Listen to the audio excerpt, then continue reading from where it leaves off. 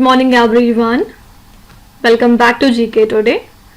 आई hope आप सब बिल्कुल ठीक होंगे और आज हम डिस्कस करेंगे 14th और 15th ऑफ अप्रैल के सबसे मोस्ट इम्पॉर्टेंट करंट अफेयर्स। चलिए अपना सेशन हम स्टार्ट करते हैं। तो जैसे कि बीच में ईद पड़ गई थी और 2 दिन की छुट्टी हो गई थी, तो आज भी हम रिवीजन नहीं करेंगे। इसकी जगह पे जो भी क्वेश्चंस हमारे रह गए हैं उनको आज कवर कर लेंगे, फिर कल से हम अपना रिवीजन स्टार्ट करेंगे। ठीक है, पहला क्वेश्चन है What kind of satellite is TSAT-1A that was recently seen in the news? ये किस तरह का सैटेलाइट है, आपको ये बताना है। क्या ये एक अर्थ ऑब्जर्वेशन सैटेलाइट है, क्लाइमेट मॉनिटरिंग सैटेलाइट है, कम्युनिकेशन सैटेलाइट है या फिर नेविगेशन सैटेलाइट है? यहाँ पे आपका करेक्ट आंसर हो जाएगा अर्थ ऑब्जर्वेशन सैटेलाइट। इसको डेवलप किसने किया है? टाटा एडवांस सिस्टम लिमिटेड ने इसको लॉन्च किया है। ये एक optical sub metre resolution earth observation satellite है। किस रॉकेट की हेल्प से लॉन्च किया गया? स्पेस एक्स के फाल्कन 9 रॉकेट से। ठीक है, और इसको बिल्ड किया गया है in collaboration with Satellogic ink.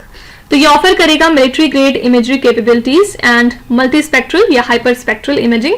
इसको इंडियन डिफेंस के लिए डिप्लॉय किया गया है।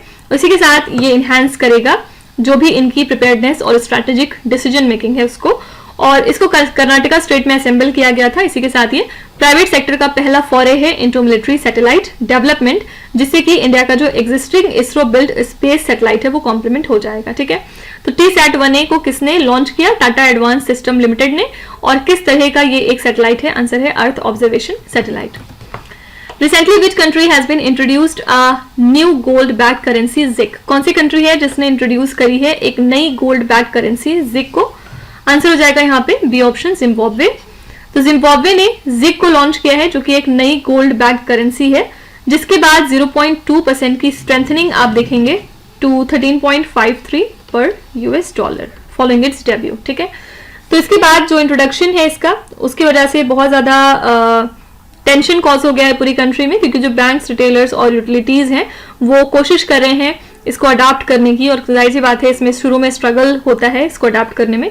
गवर्नर जो है यहाँ के, उन्होंने अनाउंस किया है कि इसका एक्सचेंज रेट कितना होगा? 13.56 पर डॉलर ड्यूरिंग द अनवीलिंग। ठीक है, और रिजर्व बैंक जो है जिम्बाब्वे की वेबसाइट की, उन्होंने इस डेटा को पब्लिश किया है, जहाँ पे ये हाईलाइट होता है कि कंट्री कोशिश कर रहा है to establish a stable local currency. ठीक है, तो हाल ही में जिम्बाब्वे कंट्री ने इंट्रोड्यूस कराई है अपनी एक नई गोल्ड बैक करेंसी को, और इसका नाम क्या है? ZIC। ठीक है, नेक्स्ट है what is the IUCN status of the chital deer which has recently been in the news due to the invasion in Netaji Subhash Chandra Bose island.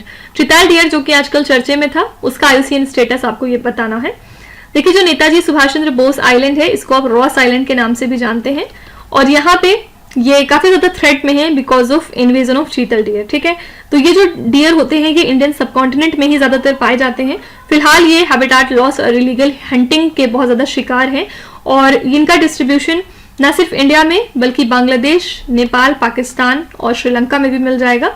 तो इनका जेस्टेशन पीरियड होता है 231 से लेके 235 डेज, और ये इनहैबिट करते हैं रिवरीन फॉरेस्ट में ड्यूरिंग द ड्राई सीजन, और मानसून में ये साल फॉरेस्ट की तरफ चले जाते हैं। ठीक है, ज्यादातर ये ग्रासेस खाते हैं, Forbes, leaves, flowers and fruits वगैरह, और इनको IUCN ने अपने लीस्ट कंसर्न की लिस्ट में डाला है। ठीक है, तो चीतल जो डियर है उसका IUCN स्टेटस बस आपको याद रखना है कि ये किस तरह की स्पेशीज है। आंसर है लीस्ट कंसर्न स्पेशीज। ठीक है, देखिए इसके अलावा इंडिया ने हाल ही में इन्वोक किया है WTO यानी कि वर्ल्ड ट्रेड ऑर्गेनाइजेशन का पीस क्लॉज, और ये पहली बार ऐसा नहीं हो रहा है बल्कि ये 5वीं बार हो रहा है।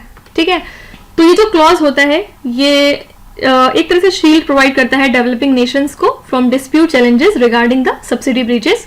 तो जो ग्लोबल ट्रेड नॉर्म्स है उन्होंने सब्सिडीज को डिक्लेयर किया था कि उन्हें 10% ऑफ प्रोडक्शन से ज्यादा नहीं होना चाहिए based on 1986 to 88 reference price. ठीक है, तो इंडिया ने जो ये अमेंडमेंट सीक किया है उससे पीस क्लॉज प्रमोट किया गया 2013 में एज एन एंट्री मेजर, जब तक कि कोई भी परमानेंट सोल्यूशन नेगोशिएट नहीं होता है। तो इतना डिटेल में आपको जाने की जरूरत नहीं है, बस अगर आपसे पूछा जाए कि कौन सी कंट्री है जिसने पीस क्लॉज को इन्वोक किया for rice at the World Trade Organization, तो बस याद रखिएगा ये कंट्री है इंडिया। ठीक है, एक और क्वेश्चन यहाँ पे देख लेते हैं। Director general of trade remedies यानी कि DGTR ने हाल ही में रिकमेंड किया है कि हमें 5 साल के लिए एंटी डंपिंग ड्यूटी इंप्लीमेंट करनी चाहिए किस प्रोडक्ट पे? सोडियम साइनाइड के ऊपर। ठीक है, कौन से सोडियम साइनाइड के ऊपर? जो कि हम इंपोर्ट कराते हैं कौन कौन सी कंट्रीज से? चाइना, यूरोपियन यूनियन, इसके अलावा जापान और कोरिया। ठीक है, ये जो इन्वेस्टिगेशन है ये कंडक्ट किया था गया under the custom tariff act and rules, और इसमें जो सप्रेस्ड प्राइसेस हैं, प्रोडक्शन डिक्लाइंस और फाइनेंशियल लॉसेस हैं फॉर डोमेस्टिक इंडस्ट्री, उनको देखते हुए ही फैसला लिया गया। और इकोनॉमिक नॉन वायबिलिटी की वजह से प्रोडक्शन सस्पेंशन हिट हुआ है और कैपेसिटी एक्सपेंशन ऑल्दो हम देखते हैं ये बढ़ रही है। ठीक है, तो सोडियम साइनाइड का एप्लीकेशन क्या है, इसको आप इंसेक्टिसाइड में यूज करते हैं, मेटल एक्सट्रैक्शन वगैरह में यूज करते हैं, और ये एक दिखने में आपको व्हाइट पाउडर की तरह लगेगा जिसका फॉर्मूला होता है NaCN। ठीक है, तो आपसे हो सकता है ये पूछा जाए कि कौन सी ऑर्गेनाइजेशन है जिसने रिकमेंड किया है कि हमें एक एंटी डंपिंग ड्यूटी इंपोज करनी चाहिए सोडियम साइनाइड के ऊपर, तो यह है directorate general of trade remedies. ठीक है, DGTR। Recently, who has been appointed as the coach of senior national women's hockey team? हाल ही में जो senior national women's hockey team है इसके लिए कोच कौन नियुक्त हुए हैं? आंसर है यहाँ पे Harendra Singh, that is C option. तो फॉर्मर इंडियन हॉकी प्लेयर और द्रोणाचार्य अवार्डी हैं ये, इनको चूज किया है हॉकी इंडिया ने to coach the senior national women's team until the 2028 Los Angeles Olympics. ठीक है, इसी के साथ इन्होंने किसको रिप्लेस किया है? इन्होंने रिप्लेस किया है जेनिके स्कॉप मैन को, जो कि हॉलैंड को बिलोंग करते थे।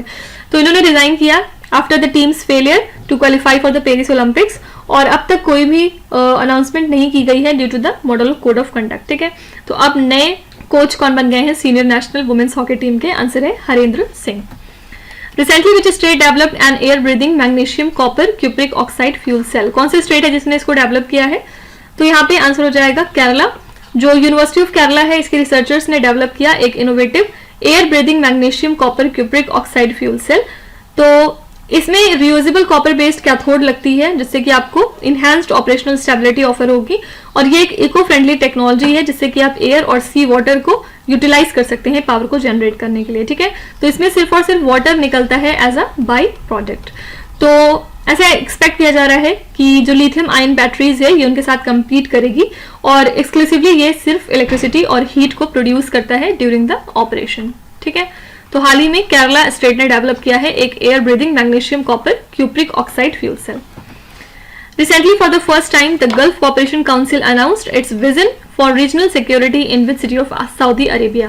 पहली बार GCC की जो कंट्रीज हैं उन्होंने अपना एक विजन डिक्लेयर किया है रीजनल सिक्योरिटी के टर्म्स में। कौन सी सिटी ऑफ सऊदी अरेबिया में डिक्लेयर हुआ है आपको ये बताना है। तो गल्फ कॉपरेशन काउंसिल ने अनवील किया अपना पहला vision for regional security in the city of Riyadh. इसी के साथ ये इनका हिस्टोरिक माइलस्टोन है सिंस इट्स एस्टैब्लिशमेंट इन 1981। ठीक है, कौन कौन सी कंट्रीज आती हैं जीसीसी में?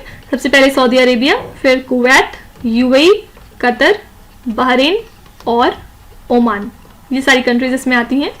जीसीसी का पर्पस क्या है? ये यूनिटी को फॉस्टर करता है among the member states through shared political and cultural identity. ठीक है, तो जो काउंसिल की प्रेसिडेंसी है वो रोटेट होती है एनुअल बेसिस पे, इससे इनका कमिटमेंट रिफ्लेक्ट होता है टू कलेक्टिव ऑब्जेक्टिव्स जो कि रूटेड हैं अरब और इस्लामिक ट्रेडिशंस में। ठीक है, तो पहली बार जीसीसी ने अनाउंस किया अपना vision for the regional security in the city of Riyadh in Saudi Arabia. देखिए, इसके अलावा साउथ अफ्रीका जो कंट्री है इन्होंने डिसाइड किया है कि वो कैप्टिव लॉयन ब्रीडिंग को अब खत्म कर देंगे। रीजन क्या है? Due to the concerns over trophy hunting and the use of lion bones in traditional Chinese medicine. ठीक है, तो यहाँ के एनवायरमेंट मिनिस्टर ने ये बताया है कि अब वो जो ब्रीडिंग होती थी लॉयंस की फॉर वैरायटी ऑफ रीजंस उसको बंद करने वाले हैं।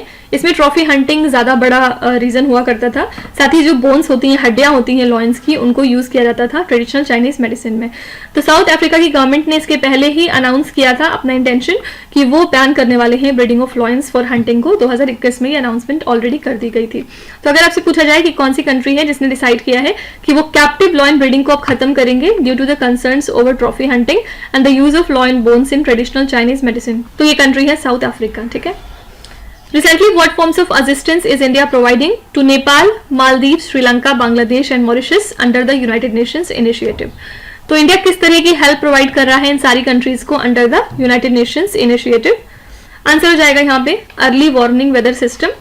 इंडिया जो है वो early warning for all initiative को स्टार्ट कर रहा है बाय द यूनाइटेड नेशंस, जिसका बेसिक पर्पस होगा life saving early warning systems को स्टैब्लिश करना फॉर हजार्डस वेदर, वाटर और climate events globally by the end of 2027। तो इसके लिए कोलैबोरेट कौन कौन सी कंट्रीज कर रही हैं? नेपाल, मालदीव्स, श्रीलंका और बांग्लादेश और मॉरिशस वगैरह, इंडिया जो है वो हेल्प करेगा एक अर्ली वार्निंग वेदर सिस्टम को सेटअप करने में। ये जो एफर्ट्स हैं ये इन्हांस करते हैं डिजास्टर प्रिपेयर्डनेस को और रिस्पॉन्स कैपेबिलिटीज को by providing timely alerts and forecast for the natural disasters like cyclone, flood and storm. ठीक है, तो यहाँ पे आंसर है early warning weather system. Next है, recently a fresh batch of Igla S air defence system has arrived India from which country. हाल ही में ये कौन सी कंट्री ने इंडिया को डिलीवर किया है, आपको ये बताना है।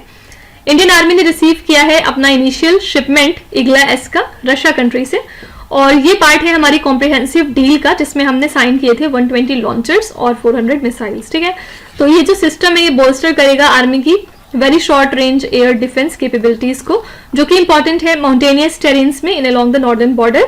और जो डोमेस्टिक प्रोडक्शन है वो प्लान किया गया था इंडिया के अंदर, इसके लिए एक रेजिमेंट ऑलरेडी डिप्लॉय कर दिया गया है इन एडवांस्ड सिस्टम्स के लिए। ठीक है, जिसके बाद जो भी हमारे आउटडेटेड इग्ला 1M यूनिट्स हैं उनको रिप्लेस किया जाएगा। तो यहाँ पे आंसर हो जाएगा रशिया कंट्री। नेक्स्ट है, recently which country's army launched a campaign to collect the garbage from Mount Everest. कौन सी कंट्री की आर्मी है जिसने एक कैंपेन लॉन्च किया है जिसके बाद गार्बेज को कलेक्ट किया जा रहा है माउंट एवरेस्ट से। यहाँ पे आंसर हो जाएगा नेपाल कंट्री।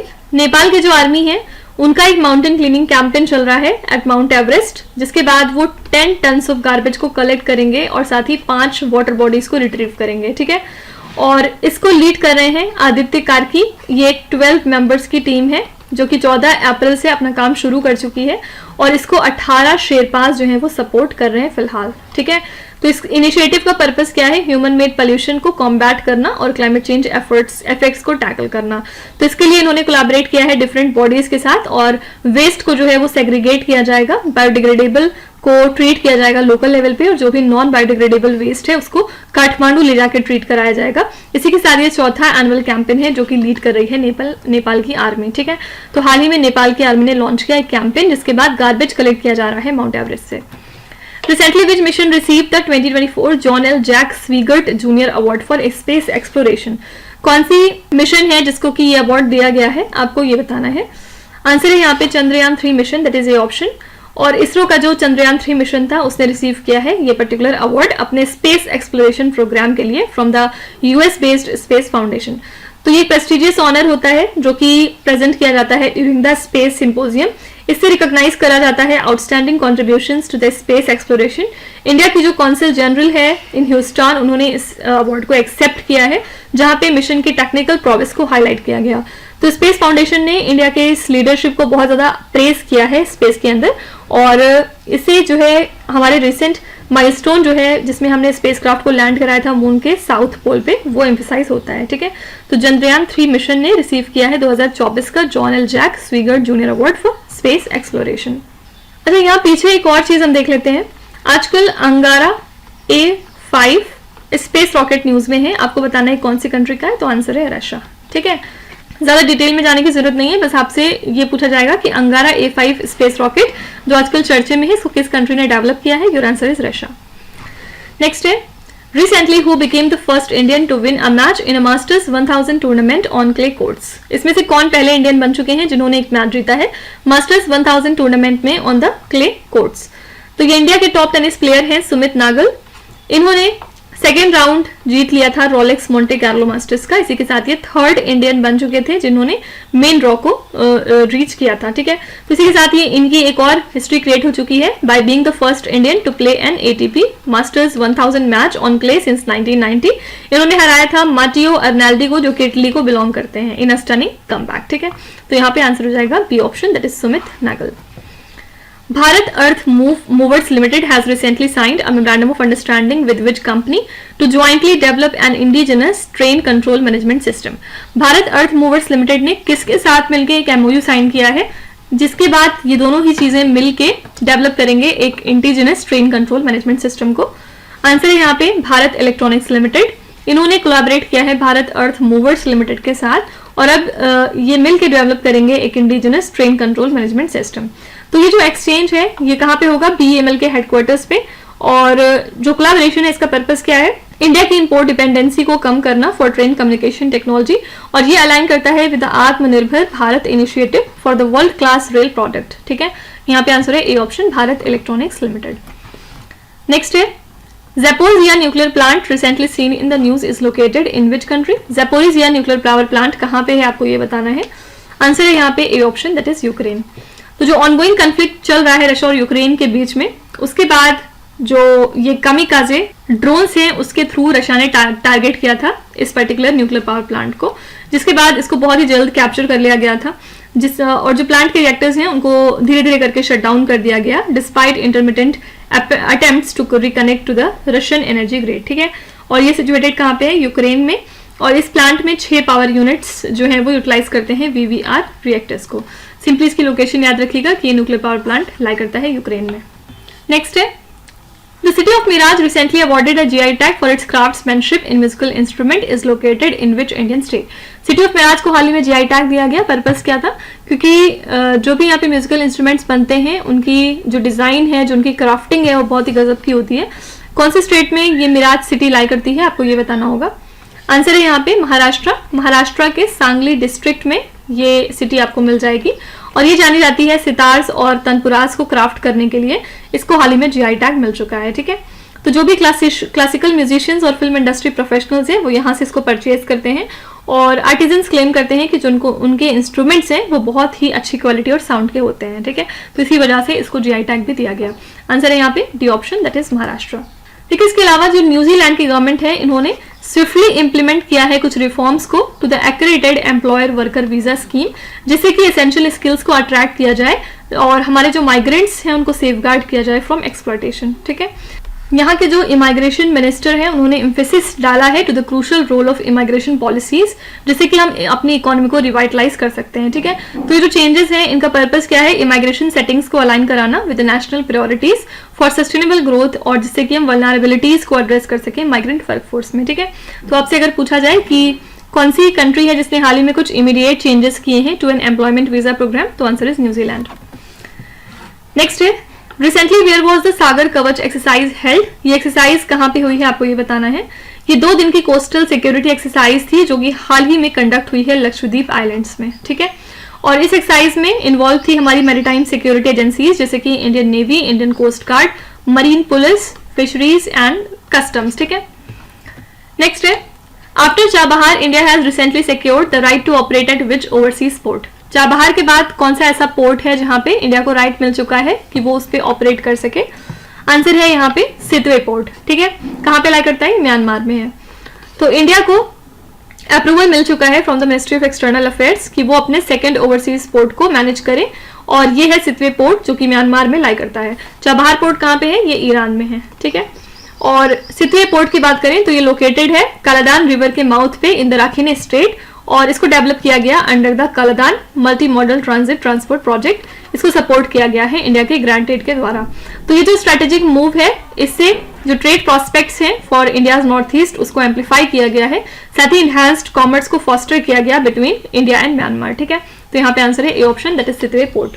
फिर इसके अलावा अगर हम बात करें सतपुड़ा डैम की, सतपुड़ा डैम भी आजकल न्यूज में था और सतपुड़ा डैम की अगर हम लोकेशन की बात करें तो सतपुड़ा डैम है लाई करता है दिल्ली में. ठीक है, तो हो सकता है आपसे सिर्फ सिंपली ये पूछा जाए कि सतपुड़ा डैम कहाँ पे लोकेटेड है. Your answer would be Delhi.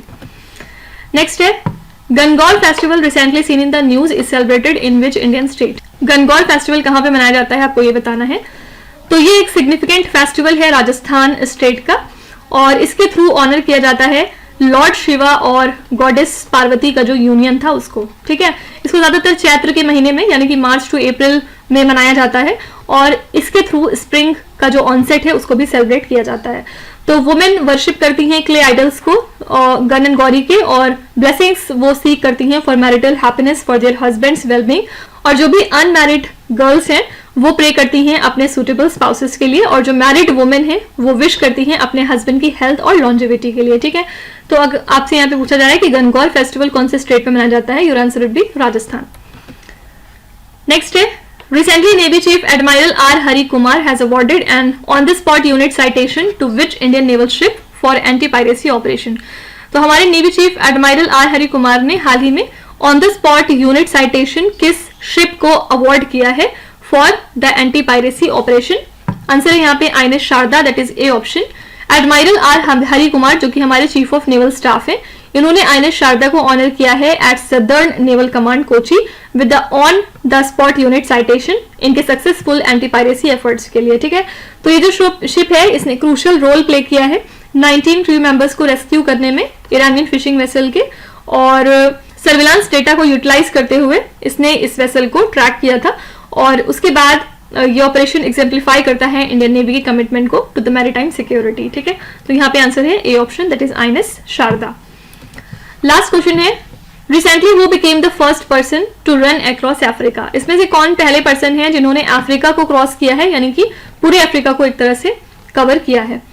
तो ब्रिटिश नेशनल है रुस कुक, और इनको हार्डेस्ट गीजर के नाम से भी जाना जाता है। इन्होंने एक एपिक चैलेंज कंप्लीट किया है जो कि 352 डेज का था, और इन्होंने 10,000 से भी ज्यादा माइल्स कवर किए हैं इन अक्रॉस 16 कंट्रीज इन अफ्रीका। और ये इन्होंने बेसिकली डिपार्चर किया था फ्रॉम साउथ अफ्रीका के साउथ, और फिर ये पहुंच गए थे ट्यूनीशिया के नॉर्थ में, ठीक है। तो इनका बेसिक पर्पस क्या था, दूसरों को भी इंस्पायर करना इस अपनी फील्ड से, जिसके बाद ये पहले शख्स हो चुके हैं जिन्होंने अफ्रीका की लेंथ को कवर किया है। इसी के साथ इनकी ये पावर दर्शाता है, ठीक है। तो रस कुक जो है ये पहले पर्सन हो चुके हैं जिन्होंने होल अफ्रीका को कवर किया उसकी लेंथ के मुताबिक, ठीक है। तो इसी के साथ हमने आज के सभी इंपॉर्टेंट करंट अफेयर्स को कवर कर लिया। आई होप कि आपने सेशन को एंजॉय किया होगा, और डेफिनेटली आप काफी कुछ नया सीख के ही जा रहे होंगे। जो भी चीजें हमने मिस की थी वो आज कवर हो चुकी हैं, कल हम अपना रिवीजन जरूर करेंगे, ठीक है। चलिए फिर आपके क्विज पे चलते हैं, जहां पे स्क्रीन पे आपको 5 क्वेश्चंस दिखाई दे रहे होंगे। ये क्वेश्चंस ऑलरेडी हम पीछे कहीं ना कहीं डिस्कस कर चुके हैं। यहाँ पे आपको वीडियो को पॉज करना है, हर क्वेश्चन को ध्यान से पढ़ना है, और इसमें से आपको जितने भी आते हैं आप उनका जवाब कमेंट्स में मेंशन कर सकते हैं, और जो नहीं आते उसके लिए बिल्कुल भी परेशान होने की जरूरत नहीं है। विथ टाइम डेफिनेटली आपका स्कोर इंप्रूव करेगा, बस आपको हमारे साथ कंसिस्टेंट और परसिस्टेंट रहने की जरूरत है। So that's it for today. I hope you have like this session. आज का सेशन आपको कैसा लगा आप जरूर बताइएगा कमेंट्स में। साथ ही साथ आपका कोई भी रिव्यू है, फीडबैक है या फिर सजेशन है तो वो भी आप हमें बता सकते हैं। हमें जानकर खुशी होगी और हम पूरी कोशिश करेंगे उसको इम्प्लीमेंट करने की। तो कल फिर हम लेंगे सेम टाइम सेम जगह कल के करंट अफेयर्स के साथ। Till then stay tuned. Thank you so much for watching and please do not forget to subscribe to GK Today. With this, Meenus Hadsana signing off.